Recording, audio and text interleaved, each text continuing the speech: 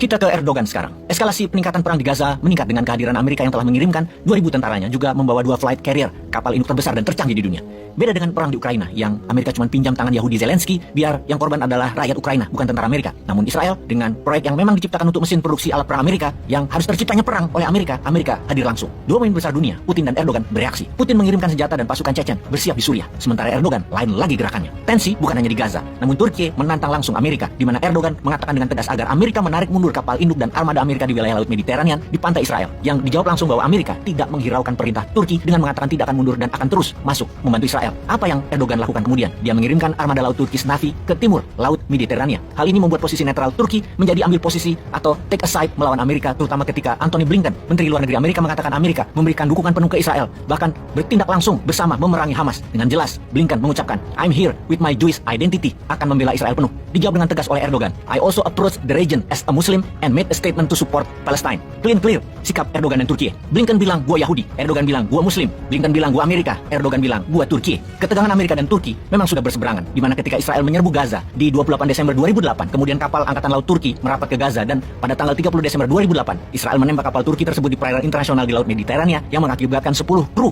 kapal Yolan tersebut meninggal, yang mengakibatkan putusnya hubungan diplomatik antara dua negara. Turki menarik duta besarnya untuk Israel di tahun 2008 tersebut, yang ini semua diawali dengan Israel menyerbu Gaza. Sekarang ketika USS Gerald Ford dengan seluruh armada dikelilingnya seperti kapal destroyer, fregat Amerika di Laut Mediterania, armada laut Turki melakukan latihan perang-perangan dengan menghadirkan seluruh angkatan laut Turki bersebelahan dengan armada USS Gerald Ford saat ini. Itu baru postur pemimpin namanya. Ternyata Siprus juga ikut membela Turki dengan mengirimkan angkatan lautnya ke Laut Mediterania. Hal inilah yang membuat wilayah selatan Siprus menjadi tidak leluasa dilewati oleh armada Amerika. Dengan adanya latihan perang dua negara, USS Gerald Ford agak bergeser ke barat menjauh dari Israel. Sebuah strategi pintar dari Erdogan dan Siprus. Dalam latihan perang, maka real bullet dan real amunisi dilontarkan, di mana kalau ada kapal perang Amerika yang kena, Turki tidak bertanggung jawab. Karena itu sebaiknya Amerika minggir. Pemerintah Turki berkali-kali mengatakan ke armada Amerika, jangan mendekat daerah latihan perang kami di timur Laut Mediterania dan selatan Laut Mediterania. Artinya Turki mengancam langsung kehadiran USS Gerald Ford untuk menyingkir. Lalu apa yang terjadi dengan kebijakan Amerika dengan tindakan Turki tersebut? Adakah hubungannya dengan apa yang Biden katakan, bahwa salah besar Israel kalau masuk ke Gaza? Kemudian Biden juga mengatakan kepada Netanyahu harus taat pada aturan perang, yang artinya tidak boleh menyerang sipil. Mengapa Amerika tiba-tiba melunak? Apakah benar tindakan Turki membuat Presiden Amerika berpikir ulang bahwa ternyata Turki berani menantang hegemoni Amerika di Laut Mediterania, yang membuat Amerika jadi netral dan jadi hanya penyedia senjata saja, tidak aktif ikut perang? Atau karena di dalam negeri Amerika lagi kacau, tekor karena membiayai perang Ukraina senilai $500 billion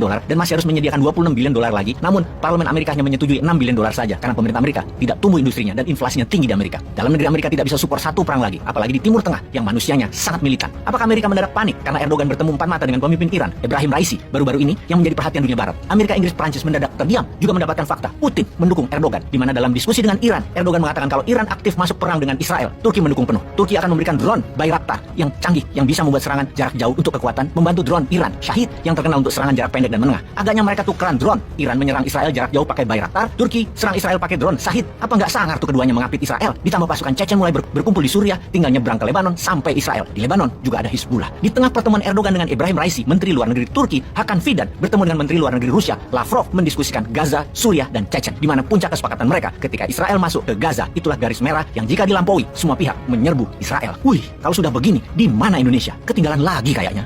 Peace.